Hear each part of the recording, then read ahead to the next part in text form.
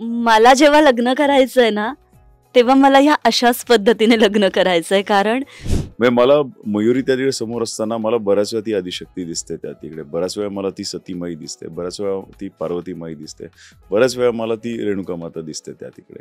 एक नाही, ऍक्च्युली सगळंच आवडलेलं आहे. कारण मी रिअल लाईफमध्ये नो मेकअप पर्सन आहे. मला अजिबात नटायला आवडत नाही. जेव्हा केव्हा माझं लग्न होईल तेव्हा हे आत्ताचे डायमंड्स किंवा जी एक ती आत्ताची ज्वेलरी आहे ती नको आहे मला. मी हेच खूप एन्जॉय करते, त्याच्यामुळे मला हेच हवं आहे. नमस्कार, मी अंकिता शिंदे. इट्स मज्जा मराठीमध्ये तुम्हाला सगळ्यांचं स्वागत. उदयगंबे या मालिकेत सध्या भव्य विवाह सोहळा आपल्याला पाहायला मिळणार आहे. कारण मालिकेत सध्या फार महत्त्वाचा टप्पा किंवा ट्रॅक सुरू आहे.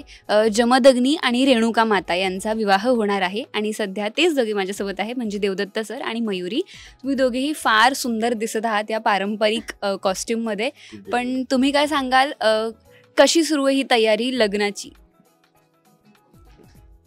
मी परत एकदा सांगतो की आपण सुरुवात नेहमी करतो ते स्त्री शक्तीपासून करतो. सो आमची स्त्री शक्ती म्हणजे आमची मयुरी तुम्हाला पहिले सांगेल. नमस्कार. तू विचारलंस तयारी कशी सुरू आहे. तू बघितलंच असेल आल्यावर की तयारी खूप जोरात सुरू आहे. आणि आम्ही सगळेच, म्हणजे फक्त देवा किंवा मीच नाही, आम्ही सगळेच इतके सुंदर दिसतोय. सगळे इतकं छान डेकोरेशन केलेलं आहे, छान छान कॉस्ट्यूम, ज्वेलरी, सगळेच नजर लागावी इतके सुंदर दिसत आहेत. त्याच्यामुळे एक खरंच असं वाटतं की खरोखरच तिथे लग्न सोहळा सुरू आहे आणि त्याच जोशाने तयारीही सुरू आहे. सगळे खुश आहोत आणि खूप धमाल करत करत तेवढ्याच एनर्जीने सगळे शूट करतोय आणि एक वेगळाच माहोल, एक स्पिरिच्युअल माहोल असं म्हणू शकतो आपण. अगदीच. आणि कधी कधी टेलिव्हिजनवरती घरी हे पाहताना एका पॉईंटला अंगावर शहारे येतात, कारण ते इतकं पावित्र्य किंवा इतकं आपल्या देवांचं वाटतं. पण तुम्हाला ते शूट करताना तुमच्या मनात एकंदरीत काय भावना असतात? कारण जेव्हा ते म्युझिक चालू असेल तेव्हा ऑब्व्हियसली तुम्ही ते फील करत असाल, तर तेव्हा तुम्हा कलाकारांच्या काय भावना असतात? अंकिता, कसं आहे की आपल्याला ही जी परंपरा लाभलेली आहे, आपली जी संस्कृती आहे, तर मला उलट खूप बरं वाटतं की ह्या संस्कृतीचा एक अंश म्हणा किंवा माझ्याकडनं एक छोटंसं कार्य होतं आहे की ही संस्कृती, आपली ही जी परंपरा आहे ती आपल्या ऑडियन्सकडे किंवा आपल्या या प्रेक्षकांपर्यंत पोहोचवण्याची. पहिल्यापासून आलेलं आहे की शिवशक्तींनी एकत्र येणं किती आवश्यक आहे. हे शिव आणि शक्ती एकत्र आल्यानंतरच त्याच्यापासून ज्या काही गोष्टी घडणार आहेत. सो उदयगांबेमध्ये सुद्धा आपण तेच दाखवणार आहोत की शिवशक्ती एकत्र आल्यानंतर काय, आणि ही शिवशक्ती एकत्र यायचं असेल तर तो मात्र मोठा सोहळा व्हायला पाहिजे. म्हणजे जमदग्नी आणि रेणुका यांचा जो विवाह आहे तो सुद्धा तेवढाच, कारण शेवटी तो शिवशक्तीचा सोहळा आहे. सो तो सोहळा या इथे पार पडतो आहे आणि काही दिवसातच तुम्हाला बघायला मिळणार आहे. आणि ही जी संस्कृती, ही जी परंपरा आपण आपल्या मायबाप प्रेक्षकांसमोर मांडताना आम्ही खरंच खूप भाग्यवान आहोत की तो जो सोहळा असेल, तो जो शिवशक्तीचा सोहळा असेल, तो जो जमदग्नी रेणुका मातेचा जो विवाह सोहळा असेल, तो सोहळा माझे रसिक मायबाप प्रेक्षक बघणार आहेत. आणि ते साकारताना खरंच मयुरी म्हणाली तसं खूप स्पिरिच्युअल, खूप आध्यात्मिक वाटतं. कारण त्या तिकडचे जे काही कंगोरे आहेत, जे काही खाचाखोचा आहेत, ते त्या धरूनच, त्या अनुषंगानेच पुढे आपण जातो आहोत. त्यामुळे मध्येच लोकांना तो आभासपेक्षा मध्येच त्या लोकांना त्याची प्रचिती येत राहणार आहे की हां, महादेव त्या तिकडे आहेत किंवा आदिशक्ती त्या तिकडे आहेत. सो आम्ही जेव्हा शूट करतो तेव्हा सुद्धा आम्हाला बऱ्याच वेळा ते जाणवतं. म्हणजे मला मयुरी त्या तिकडे समोर असताना मला बऱ्याच वेळा ती आदिशक्ती दिसते त्या तिकडे, बऱ्याच वेळा मला ती सतीमाई दिसते, बऱ्याच वेळा ती पार्वतीमाई दिसते, बऱ्याच वेळा मला ती रेणुका माता दिसते त्या तिकडे. सो तिच्या सुद्धा मनात कदाचित तसं असू शकेल त्या ह्याने. सो त्यामुळे म्हणजे आम्ही शूट असं करताना मजा मस्ती चालू असते, मात्र जेव्हा शॉट सुरू असतात तेव्हा आम्ही पूर्णतः शिवशक्तीमय होऊन जातो. आणि आम्हीच नाही, सगळेजण पिन ड्रॉप सायलेन्स असतो त्या तिकडे. आणि त्याच्यामधनं जी काही उत्पत्ती होते ती म्हणजे आपला हा सोहळा असणार, तो म्हणजे आपला हा सोहळा असणार आहे. लवकरच तुम्हाला बघायला मिळणार आहे. पण असं म्हणतात ना की प्रेम म्हटलं की परीक्षा, विरोध किंवा एक दुरावा असतो, तो कुणालाच चुकलेला नाहीये, तो देवांनाही चुकलेला नाहीये. आणि असंच कुठेतरी होतं की तुम्हा दोघांच्या लग्नाला विरोध होता किंवा आहे, तर याबद्दल काय सांगाल? म्हणजे हे आम्हाला कशा पद्धतीने पाहायला मिळणार आहे, किती इझिली ते पार पडणार आहे, की त्यात पण काही ट्विस्ट वगैरे असं असणार आहे? यावर मी एक नक्कीच सांगू इच्छितो की शेवटी दोन ह्या एनर्जीज आहेत, शिव आणि शक्ती. ह्या दोन शक्ती, शिव शक्ती एकत्र येणं एवढं सोपं नाहीये. त्या एकत्र येताना सुद्धा ना बरेचसे आपल्याला म्हणतात ना ऑब्स्टॅकल्स किंवा बरेचसे आपल्याला अडथळे आहेत. ते अडथळे कसे कसे पार पडत चाललेले आहेत ते आतापर्यंत तुम्ही बघतच असाल. आता काही महत्वाचे जे अडथळे आहेत किंवा काही आपण म्हणूया की पूर्णत्वाकडे जाण्यासाठी आपल्याला काही स्वल्पविराम लागतात. हे जे स्वल्पविराम जे आहेत ना ते तुम्ही बघणार आहात. आणि हे स्वल्पविराम मी आत्ता सांगितले तर त्या एपिसोडची सगळी मजा जाणार आहे. सो म्हणून म्हणतो की आत्तापर्यंत तुम्ही एवढं आध्यात्मिक, मी त्याला आध्यात्मिक पेशन्स म्हणू शकेन, स्पिरिच्युअल पेशन्स आपण ज्याला बोलतो.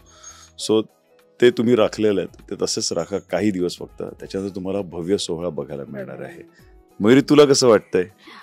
मी खरं सांगायचं तर आत्ता आपण जे बघतो लग्न होतात किंवा काय होतात, आपल्याकडे आत्ता खूपच म्हणजे वेगळ्या प्रकारे सगळं सेलिब्रेट केलं जातं.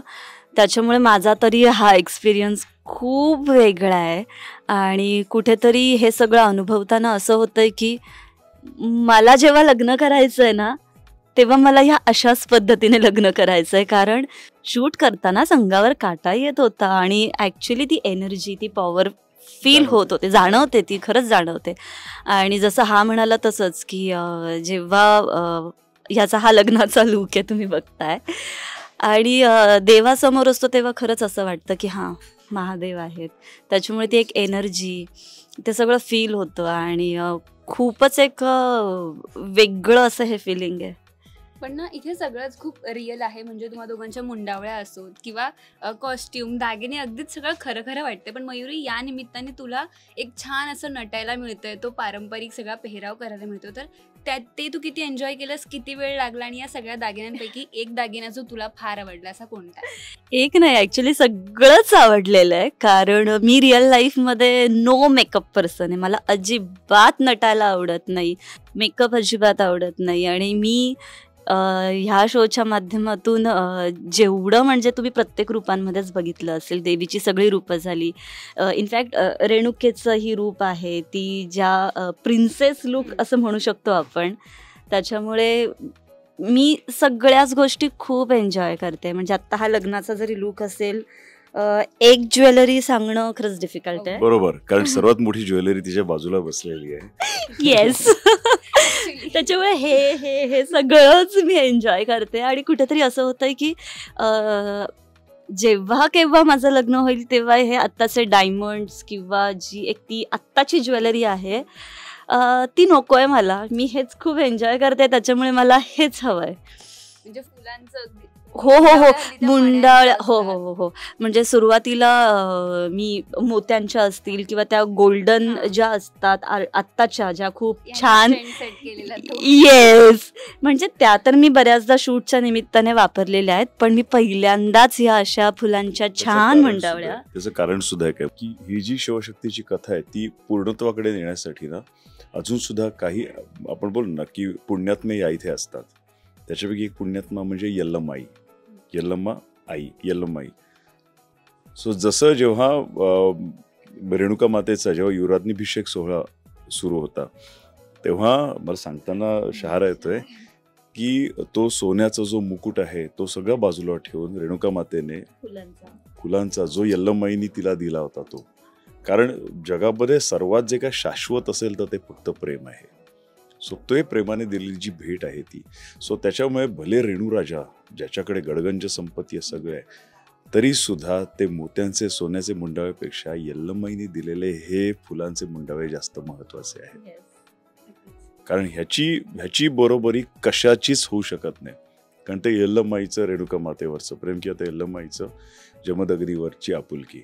सो ह्या दोन गोष्टी म्हणून म्हणतो की मुंडावे खरे आहेत आणि खऱ्यात हे कारणाने कारण यल्लमाईचं त्याच्यामध्ये आपुलकी आणि प्रेम आहे. ह्या दिसतायत पण इतक्या सुंदर. म्हणजे मी म्हणाले ना की मी बऱ्याचशा मुंडावळ्या याच्या आधी शूटच्या निमित्ताने वापरलेल्या आहेत. पण आत्तापर्यंतच्या आणि इन फ्युचर मी आत्ताच डिक्लेअर करते ह्या नेहमी नंबर 1 असणार आहेत. कारण कारण त्या शेवटी माझ्या बाजूने सुद्धा आहेत म्हणून. राईट. बरं अंकिता, तू मला नाही विचारलंस माझं सर्वात आवडतं दागिना कुठलाच ह्याच्यामध्ये? नो डाऊट माझे 2 दागिने आवडते ह्याच्यामध्ये. एक म्हणजे हे रुद्राक्ष. या रुद्राक्षांनी मला खूप काही दिलेलं आहे, खूप काही देत आहे आणि खूप काही देत राहणार. आणि ह्या रुद्राक्षामुळेच या इथे मयुरी बाजूला आहे. सो हे 2 जे दागिने जे आहेत ते खूप अलौकिक आहेत, खूप आपुलकी आहे ह्या दागिन्यांबद्दल. आणि ह्या दोन्ही दागिन्यांची शक्ती अपार आहे.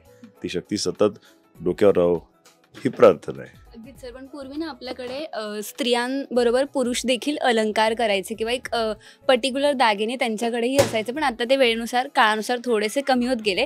पण तुम्ही ते आता किती मिस करता, किंवा तुम्ही जेव्हा केव्हा एखाद्या फंक्शनला जाता, फॅमिली फंक्शन किंवा स्पिरिच्युअल, तर तेव्हा तुमचे साधारणतः काय लुक्स असतात किंवा तुम्हाला ते आवडतं का? तसं काही आपल्याकडचे मोठे असे इयरिंग्स किंवा काही एक रुद्राक्ष असं काहीतरी?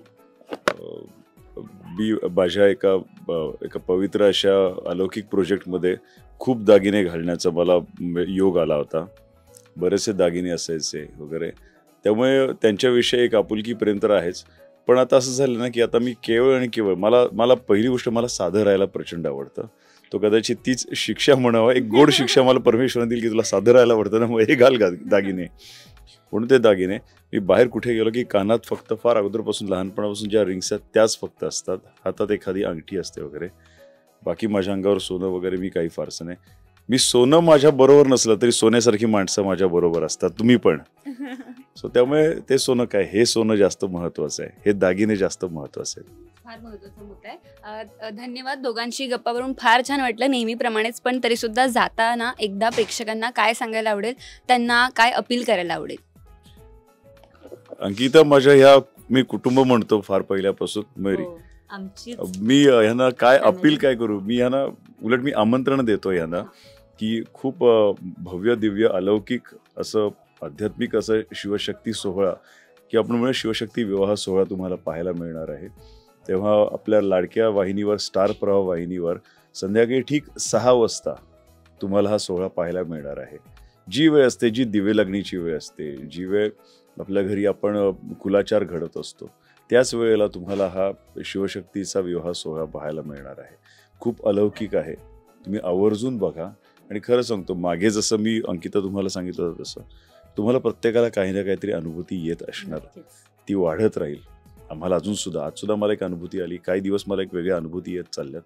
फक्त ह्या शेअर करता येत नाहीत, या मयुरीला सुद्धा मी सांगितले नाहीत, आमच्या आदिशक्तीला सुद्धा सांगितलं नाहीत. सो हेच अनुभूती तुम्हाला येत राहील. मला अंकिता बरेचसे मेसेज यायला लागलेले त्याच्यामुळे की आम्हाला आमच्या आयुष्यामध्ये ह्या गोष्टी घडतायत वगैरे, आम्ही ह्या गोष्टी म्हणजे पॉझिटिव्हली.